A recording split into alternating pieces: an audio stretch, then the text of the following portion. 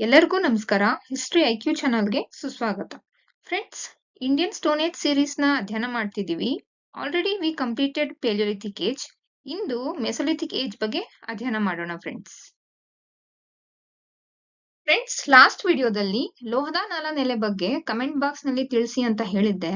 ಅದಕ್ಕೆ ರಿಪ್ಲೈ ಮಾಡಿರೋರು @GHPS ಜಾಲಿಹಳ್ ಐಡಿಯಿಂದ ರಿಪ್ಲೈ ಮಾಡಿದ್ದೀರಾ. ಎಸ್, ಕರೆಕ್ಟ್ ಆಗಿ ರಿಪ್ಲೈ ಮಾಡಿದ್ದೀರಾ. ಈ bone made mother goddesses sculpture and stone instruments ಅಲ್ಲಿ ನಮಗೆ ದೊರಕ್ತಾ ಹೋಗಿದೆ. Very good, appreciated. ಈ ನೆಲೆಯ ವಿಶೇಷತೆ ಏನಂದ್ರೆ ಮಾತೃದೇವಿ ಆರಾಧನೆಗೆ ಸಂಬಂಧಿಸಿದಂತೆ ಅತ್ಯಂತ ಪ್ರಾಚೀನ ಅಂದ್ರೆ ಅರ್ಲಿಯೆಸ್ಟ್ ಎವಿಡೆನ್ಸ್ ನಮ್ಗೆ ಇಲ್ಲಿ ಒದಗ್ತಾ ಹೋಗುವಂತಹ ಪುರಾತತ್ವ ನೆಲೆ ಅದು.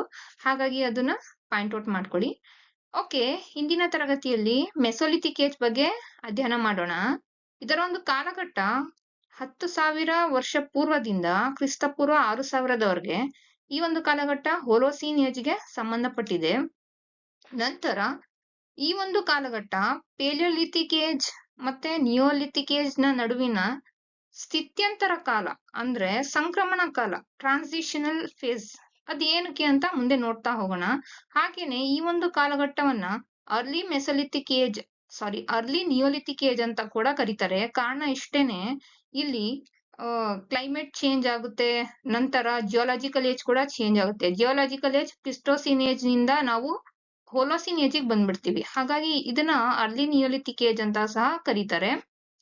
ಲೈಫ್ ಸ್ಟೈಲ್ ನೋಡೋದಾದ್ರೆ ಹಂಟಿಂಗ್, ಗ್ಯಾದರಿಂಗ್, ಆಹಾರ ಮತ್ತು ಬೇಟೆ ಮತ್ತು ಆಹಾರ ಸಂಗ್ರಹಣೆ. ನಂತರ ಇನ್ಸಿಪೆಂಟ್ ಡೊಮೆಸ್ಟಿಕೇಶನ್ ಅಂದ್ರೆ ಪ್ರಾಣಿಯನ್ನ ಪಳಗಿಸುವಂತಹ ಕಲೆ ಆರಂಭಿಕ ಹಂತದಲ್ಲಿ ಇತ್ತು ಅನ್ನೋದು ತಿಳಿದು ಬರುತ್ತೆ. Indian middle stone age recognised by ACL Carlyle in 1867 Morna archaeological site, Mirzapur district, UP. ಅಂದ್ರೆ ಇದನ್ನ ಕೇಳಿದ್ದಾರೆ UGC ನೆಟ್ ಎಕ್ಸಾಮ್ ಅಲ್ಲಿ 2022 ಜೂನ್ ಅದ್ರಲ್ಲಿ ಕೇಳಿದ್ದಾರೆ.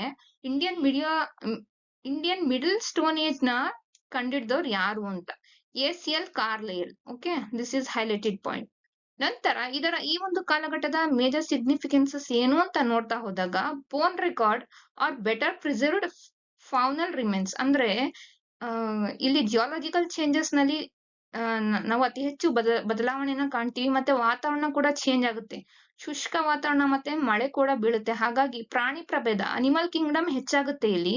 ಆ ಒಂದು ಹೆಚ್ಚಾಗಿತ್ತು ಅನ್ನೋದಕ್ಕೆ ಕಾರಣ ಉತ್ತಮ ಸ್ಥಿತಿಯಲ್ಲಿರುವಂತಹ ಪ್ರಾಣಿಗಳ ಪಳೆಯುಳಿಕೆ ನಮ್ಗೆ ಈ ಒಂದು ಕಾಲಘಟ್ಟದಲ್ಲಿ ದೊರಕ್ತಾ ಹೋಗುತ್ತೆ. ಓಕೆ, ನಂತರ ಡೊಮೆಸ್ಟಿಕೇಟೆಡ್ ಎವಿಡೆನ್ಸಸ್ ಎಲ್ಲಿ ಸಿಕ್ಕಿದೆ? ಪ್ರಾಣಿ ಪಳೆಯುಳಿಕೆಯ ಒಂದು ಸಾಕ್ಷ್ಯಾಧಾರಗಳು. ಕಾನೇವಾಲ್, ಗುಜರಾತ್. ಇದನ್ನ ಉತ್ಖನನ ಮಾಡಿರೋರು ಪ್ರೊಫೆಸರ್ HD ಸಾಂಕಾಲಿಯಾ ಸರ್. ನಂತರ ಲೋಟೇಶ್ವರ್, ರತ್ನಾಪುರ, ಆದಮ್ಗರ್ ಮತ್ತೆ ಭಿಂಬೆಟ್ಕಾದಲ್ಲಿ ಅತಿ ಹೆಚ್ಚು ಸಿಕ್ಕಿರೋದು ಡಾಗ್, ಪಿಗ್, ಕ್ಯಾಮಲ್, ಗೋಟ್, ಶೀಪ್ ನ ಪಳೆಯುಳಿಕೆಗಳು. ಓಕೆ, ನಂತರ earliest evidence of intentional human burial ಅಂದ್ರೆ ಉದ್ದೇಶಪೂರಿತ ಶವ ಸಂಸ್ಕಾರ ಪದ್ಧತಿಯನ್ನ ಈ ಕಾಲದ ಮಾನವ ಮಾಡ್ತಿದ್ದ. ಅದು ಏನು? East to west direction. This is highlighted point. ಕೇಳಿದ್ದಾರೆ ಇದನ್ನ, ಯಾವ ದಿಕ್ಕಿನಲ್ಲಿ ಶವ ಸಂಸ್ಕಾರ ಪದ್ಧತಿಯನ್ನ ಮಾಡ್ಲಾಗ್ತಿತ್ತು ಅನ್ನೋದನ್ನ. ನಂತರ ರೆಕ್ಟ್ಯಾಂಗ್ಯುಲರ್ ಗ್ರೇಸ್, ಅದು ಆಕಾರ ಕೂಡ ಇತ್ತು. ನಂತರ ಈ ಎಲ್ಲಾ ಒಂದು ಸಾಕ್ಷ್ಯಾಧಾರಗಳು ಎಲ್ಲಿ ಸಿಗ್ತಾ ಹೋಗ್ತವೆ? ಮಹಾದಹ, ದಮ್ದಮ ಮತ್ತೆ ಸರಾಯ್ ನಹರಾಯ್ ಎಂಬಂತ UPಯ ನೆಲೆಗಳಲ್ಲಿ ಅತಿ ಹೆಚ್ಚು ಕಂಡು ಬರ್ತಾ ಹೋಗುತ್ತೆ. ಫ್ರೆಂಡ್ಸ್, ಚಾನೆಲ್ ನ ಸಬ್ಸ್ಕ್ರೈಬ್ ಮಾಡ್ಕೊಳ್ಳಿ ಅಂತ ಹೇಳ್ತಾ, ಪೋರ್ಟೇಬಲ್ ಆರ್ಟ್ ಹೀಗಂದ್ರೇನು? ಕಲ್ಲು, ಮೂಳೆ ಮತ್ತೆ ಮಾನವನ ಹಲ್ಲುಗಳ ಮೇಲೆ ಈ ಕಾಲದ ಮಾನವ ಉತ್ಕೀರ್ಣ ಮಾಡಿರುವಂತಹ ಒಂದು ಕಲೆಯ ಸಾಕ್ಷ್ಯಾಧಾರಗಳು ನಮ್ಗೆ ಎಲ್ಲಿ ಸಿಗ್ತಾ ಹೋಗ್ತವೆ ಅಂದ್ರೆ ಚಂದ್ರಾವತಿ ಇನ್ ರಾಜಸ್ಥಾನ್, ನಂತರ ಭಿಂಬೇಟ್ಕಾ, ಇಲ್ಲೆಲ್ಲ ಸಿಗ್ತಾ ಹೋಗುತ್ತೆ. ನೋಡಿ, ಮಾನವನ ಹಲ್ಲಿನ ಮೇಲೂ ಸಹ ಜ್ಯಾಮಿತೀಯ ಆಕಾರವುಳ್ಳಂತಹ ಒಂದು ಉತ್ಕೀರ್ಣತೆ ಈತನಿಗೆ ಗೊತ್ತಿತ್ತು. ನಂತರ ಬೀಡ್ಸ್ ಇಂಡಸ್ಟ್ರಿ ಎಲ್ಲೆಲ್ಲಿ ನಾವು ಕಾಣ್ಬೋದು? ಜ್ವಾಲಾಪುರಂ ಮತ್ತೆ ಲಗ್ನಾಸ್ ನೆಲೆಗಳಲ್ಲಿ ನಮ್ಗೆ ಕಂಡು ಬರ್ತಾ ಹೋಗುತ್ತೆ. ನಂತರ ರಾಕ್ ಆರ್ಟ್, ಬಂಡೆಗಲ್ಲು ವರ್ಣಚಿತ್ರ ಅಂತ ಕರಿತೀವಲ್ವಾ, ಎಲ್ಲಿ ಸಿಗುತ್ತೆ? ಭಿಂಬೆಟ್ಕಾ, ರಾಯ್ಸನ್, ಪಚ್ಮರಿ ಇನ್ MP, ಮಿರ್ಜಾಪುರ್ ಇನ್ UP. ಫ್ರೆಂಡ್ಸ್, ರೀಸೆಂಟ್ಲಿ ಡಿಸ್ಕವರ್ಡ್ ಅಂದ್ರೆ ಪ್ರಸ್ತುತ ಇದು ಸುದ್ದಿಲಿದೆ. ಅದು ಏನು ಸೀತಮ್ಮ ಲೊಡ್ಡಿ ಮತ್ತೆ ಗಟ್ಟು ಸಿಂಗಾರಂ, ಅದುವೇ ತೆಲಂಗಾಣ ಸ್ಟೇಟ್ ಅಲ್ಲಿ ಸಿಕ್ಕಿದೆ. ನೋಡಿ, ನ್ಯೂಸ್ ಪೇಪರ್ ಅಲ್ಲೆಲ್ಲ ಬಂದಿದೆ ಲಾಸ್ಟ್ 2 days ಅಲ್ಲಿ. ಓಕೆ. ನಂತರ ಟೂಲ್ಸ್. ಟೂಲ್ಸ್ ನಲ್ಲಿ ನಾವು ಪ್ರಾದೇಶಿಕ ವೈವಿಧ್ಯತೆಯನ್ನ ನಾವು ಕಾಣ್ತಾ ಹೋಗ್ಬೋದು. ನಂತರ 1 ರಿಂದ 5 ಸೆಂಟಿಮೀಟರ್ ಉಳ್ಳಂತಹ ಸೂಕ್ಷ್ಮ ಉಪಕರಣಗಳನ್ನ ನಾವು ಕಾಣ್ತಾ ಹೋಗ್ಬೋದು. Specially made with quartzite. South ಇಂಡಿಯಾದಲ್ಲಿ ವೈಟ್ ಕ್ವಾರ್ಟ್ಸೈಟ್ ನ ಬಳಸಿ ಅತಿ ಹೆಚ್ಚು ಉಪಕರಣಗಳನ್ನ ಈ ಕಾಲಘಟ್ಟದಲ್ಲಿ ತಯಾರಿಸಲಾಗಿದೆ. ನಾರ್ತ್ ಇಂಡಿಯಾದಲ್ಲಿ ಚಾಲ್ಸಿಡೆನಿ, ಚರ್ಟ್, ಜಾಸ್ಪರ್ ನ ಬಳಸ್ಕೊಂಡು ತಯಾರಿಸಿದ್ದಾರೆ. ಒಂದು ಟ್ರೆಷರ್ ಟೆಕ್ನಿಕ್ ವಿಧಾನವನ್ನ ಬಳಸಿಕೊಂಡು ಟೂಲ್ಸ್ ನ ತಯಾರಿಸಿದ್ದಾರೆ. ನಂತರ ನಾನ್ ಜಿಯೋಮೆಟ್ರಿಕ್ ಅಂಡ್ ಜಿಯೋಮೆಟ್ರಿಕ್, ಜ್ಯಾಮಿತೀಯ ಆಕಾರ ಮತ್ತೆ ಜ್ಯಾಮಿತೀಯ ಆಕಾರವಲ್ಲದ ಒಂದು ಉಪಕರಣಗಳನ್ನ, ಒಂದು ಪ್ರಕಾರದ ಉಪಕರಣಗಳನ್ನ ನಾವಿಲ್ಲಿ ನೋಡ್ಬೋದು. ಸ್ಪೆಷಲಿ ರೆಕ್ಟ್ಯಾಂಗ್ಯುಲರ್, ಬ್ಲೇಡ್ಸ್, ಟ್ರಯಾಂಗಲ್ಸ್ ಮತ್ತೆ ಟ್ರಾಪಿಸಸ್.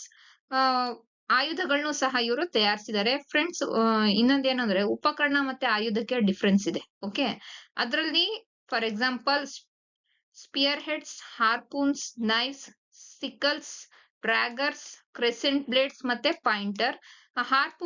ಹಾರ್ಪೂನ್ಸ್ ನ ಏನಕ್ಕೆ ಬಳಸ್ತಿದ್ರು ಅಂದ್ರೆ ಮೀನ್ ಹಿಡಿಲಿಕ್ಕೆ ಈ ಒಂದು ಆಯುಧವನ್ನ ಬಳಸ್ತಿದ್ರು. ಫ್ರೆಂಡ್ಸ್, ಮೈಕ್ರೋಲಿಥಿಕ್ಸ್ ಗಳ ವಿಶೇಷತೆ ಅವುಗಳ ಗಾತ್ರ 1 to 5 ಸೆಂಟಿಮೀಟರ್ ಅಷ್ಟೇನೆ. ಅದನ್ನ ಈ ಒಂದು ಇಮೇಜ್ ನಲ್ಲಿ ನಾವು ನೋಡ್ತಾ ಹೋಗ್ಬೋದು. ಹಾಗೇನೆ ವುಡನ್ ಆರೋ, ಮರದಿಂದ ತಯಾರಿಸಿದಂತಹ ಬಾಣವನ್ನು ಸಹ ನಾವಿಲ್ಲಿ ನೋಡ್ತಾ ಹೋಗ್ಬೋದು. ಎಲ್ಲವನ್ನು ಗಾತ್ರದಲ್ಲಿ ಚಿಕ್ಕದಾಗಿ ಇದ್ದಿದ್ರಿಂದ ಸೂಕ್ಷ್ಮ ಉಪಕರಣಗಳನ್ನ ಮೈಕ್ರೋಲಿಥಿಕ್ಸ್ ಅಂತ ಕರೆದಿದ್ದಾರೆ.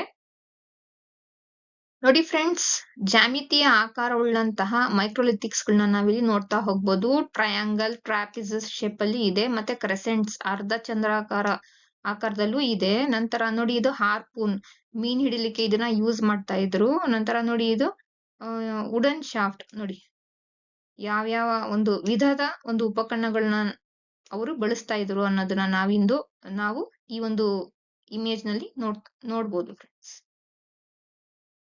ಫ್ರೆಂಡ್ಸ್. ಅದರ್ ಫೀಚರ್ಸ್ ನ ನಾವು ನೋಡ್ತಾ ಹೋದ್ರೆ, had A knowledge of fire. ಹೌದು, ಬೆಂಕಿಯ ಬಗ್ಗೆ ನಾಲೆಡ್ಜ್ ಇತ್ತು. ದಮ ನೆಲೆಯಲ್ಲಿ ಬೆಂಕಿಯ ಒಲೆಗಳ ಸಾಕ್ಷ್ಯಾಧಾರಗಳು ದೊರೆತಿವೆ. ವ್ಯಾಪಾರ ಗೊತ್ತಿತ್ತು. ನಂತರ ಕೃಷಿ ಆಧಾರಿತ ಸಮುದಾಯಗಳೊಂದಿಗೆ ಸಂಪರ್ಕವನ್ನ ಈ ಕಾಲದ ಮಾನವ ಹೊಂದಿದ್ದ. ನಂತರ ಸ್ಟೋನ್ ಗ್ರೈಂಡರ್ಸ್, ಹೊರಳುಗಲ್ಲು ಅಥವಾ ಮಸಾಲೆ ರುಬ್ಬುವ ಕಲ್ಲು, ಅದನ್ನೆಲ್ಲ ಇವರೇ ಕಂಡುಹಿಡಿದಿರೋದು. ನಂತರ ಪಾಟ್ರಿ ಆರ್ಟ್, ಮಣ್ಣಿನ ಮಡಕೆ ತಯಾರಿಸುವ ಕಲೆ ಗೊತ್ತಿತ್ತು, ಆದ್ರೆ ಅದನ್ನ ಬಳಸುವಂತಹ ಪರಿಪಕ್ವತೆ ಇವರಲ್ಲಿ ಇರಲಿಲ್ಲ. ಬಿಕೇಮ್ ವೆಜಿಟೇರಿಯನ್, ಮಾಂಸಾಹಾರಿಯಿಂದ ಸಸ್ಯಾಹಾರಿಯಾದಂತಹ ಮಾನವ. ಓಕೆ, ನಂತರ import raw materials to making tools. Evidences from Sarai Nahar Rai, UP ಇಂದ ನಮ್ಗೆ ಇಲ್ಲಿ ದೊರಕ್ತಾ ಹೋಗುತ್ತೆ. ಸ್ಪೆಷಲೈಸ್ಡ್ ಇನ್ ರಾಕ್ ಆರ್ಟ್, ಬಂಡೆಗಲ್ಲು ವರ್ಣಚಿತ್ರಕಲೆಯಲ್ಲಿ ಪ್ರಾವೀಣ್ಯತೆಯನ್ನ ಹೊಂದಿದ್ದ. ಹೇಳ್ಬೇಕು ಅಂದ್ರೆ ನ್ಯಾಚುರಲ್ ಕಲರ್ಸ್ ನ ಇವರು ಯೂಸ್ ಮಾಡಿದ್ದಾರೆ. ಜೊತೆಗೆ ತನ್ನ ಡೈಲಿ ಲೈಫ್ ನ ಈತ ರಾಕ್ ಆರ್ಟ್ ಮೂಲಕ ತೋರಿಸಿದ್ದಾನೆ. ನಂತರ ಇಂಟ್ರೊಡ್ಯೂಸ್ಡ್ ಬೋ ಅಂಡ್ ರೋ, ಬಿಲ್ಲು ಬಾಣವನ್ನ ಪರಿಚಯಿಸಿದ್ದು ಇವರೇನೆ. ಇಷ್ಟು ಇವರ ಒಂದು ಕಾಲಘಟ್ಟದ ಪ್ರಮುಖ features. Mesolithic sites in India. MP ನಲ್ಲಿ ಆದಮ್ಗರ್ ಮತ್ತೆ ಬಾಗೋರ್ 2, ಪಿಂಬೆಟ್ಕಾ ಮರ್ತಿದೀನಿ, ಆಡ್ ಮಾಡ್ಕೊಳ್ಳಿ. UP ನಲ್ಲಿ ಲೇಖಾಕಿಯ, ಬಾಗೈಕೋರ್, ಚೊಪಾನಿಮಾಂಡೋ. ಫ್ರೆಂಡ್ಸ್, ಇದು ಏನಕ್ಕೆ ಫೇಮಸ್ ಚೊಪಾನಿಮಾಂಡೋ ಈ ಒಂದು ಕಾಲಘಟ್ಟದಲ್ಲಿ ಅನ್ನೋದನ್ನ ನೀವು ನನ್ಗೆ ಕಮೆಂಟ್ ಬಾಕ್ಸ್ ನಲ್ಲಿ ತಿಳಿಸಿ. ಸರಾಯ್ ನಹರಾಯ್ ಮತ್ತೆ ದಮ ಮಹಾದಹ ಅದೆಲ್ಲ UPಗೆನೆ ಸೇರಿರೋದು. ನಂತರ ಗುಜರಾತ್ ನಲ್ಲಿ ಲಂಗ್ನಾಸ್, ಲೋಟೇಶ್ವರ್, ಬಾಲ್ಸಟ್, ರತನ್ಪುರ್, ಕಾನೇವಾಲ್, ಇದನ್ನೆಲ್ಲ ಆಲ್ಮೋಸ್ಟ್ ಪ್ರೊಫೆಸರ್ SD ಸಾಂಕಲ್ಯ ಸರ್ ಉತ್ಖನನ ಮಾಡಿದ್ದಾರೆ.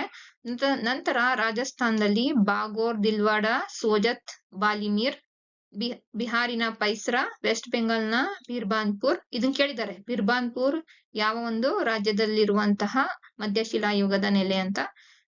ಮಹಾರಾಷ್ಟ್ರ ಪಾಟ್ನೆ. ಪೆನಿನ್ಸುಲರ್ ಇಂಡಿಯಾದಲ್ಲಿ ನಾವು ನೋಡ್ತಾ ಹೋಗೋದಾದ್ರೆ ಜಾಲಹಳ್ಳಿ, ಕಿಬ್ನಳ್ಳಿ ನಮ್ ಕರ್ನಾಟಕ, ಸಂಗನಕಲ್ಲು, ನಾಗಾರ್ಜುನಕೊಂಡ, ರೇಣಿಗುಂಟ, ಟೆರಿ ಸೈಟ್ಸ್. ಈ ಒಂದು ಸೈಟ್ಸ್ ನ ರಾಬರ್ಟ್ ಬ್ರೂಸ್ ಫೂಟ್ ಅವರು ಉತ್ಖನನ ಮಾಡಿ ಕಂಡುಹಿಡಿದಿರೋದು. ಜ್ವಾಲಾಪುರಂ, ಪಾಲ್ಘಾಟ್, ಕೇರಳ, ಮಲ್ಲಪುರಂ, ವಾಯ್ನಾಡ್, ತಿರುವನಂತಪುರಂ. ಇಷ್ಟು ಪ್ರಮುಖ ನೆಲೆಗಳು. ಫ್ರೆಂಡ್ಸ್, ಈ ಒಂದು ಮ್ಯಾಪ್ ನಲ್ಲಿ ಮೆಸೊಲಿಥಿಕ್ ಸೈಟ್ಸ್ ನ ನಾವು ಕಾಣ್ತಾ ಹೋಗ್ಬೋದು. ಸರಾಯ್ ನಹರಾಯ್, ದಮ ಮಹಾದಹ ಇವೆಲ್ಲ UPಯ ನೆಲೆಗಳು. ನಂತರ ನೋಡಿ, ಚೊಪಾನಿಮಾಂಡೋ ಇಲ್ಲೇ ಇದೆ. ನಂತರ ಪಚ್ಮರಿ, ಆದಮ್ಗರ್, ಭಿಂಬೆಟ್ಕಾ ಇವೆಲ್ಲ MP ನಲ್ಲಿರುವಂತಹ ನೆಲೆಗಳು. ಇಲ್ಲಿ ನೋಡಿ, ತಿಲ್ವಾರ, ರಾಜಸ್ಥಾನ್, ಲಂಗ್ನಾಸ್, ಇದು ಗುಜರಾತ್. ಓಕೆ, ನೋಡಿ ಬೀರ್ಬಾನ್ಪುರ್ ವೆಸ್ಟ್ ಬೆಂಗಾಲ್, ಪೈಸ್ರಾ ಬಿಹಾರ್. ಇನ್ನೇನ್ ಸೌತ್ ಇಂಡಿಯಾ ನಮ್ಗೆಲ್ಲ ತುಂಬಾ ಬೇಗ ನಾವು ರೆಕಗ್ನೈಸ್ ಮಾಡ್ಕೊಂತೀವಿ. Patne Maharashtra. Okay, Renigunta, Jalahalli, Kibbanahalli. Okay, Teri sites Robert Bruce Foote ಕಂಡಿಡ್ದಿರೋದು.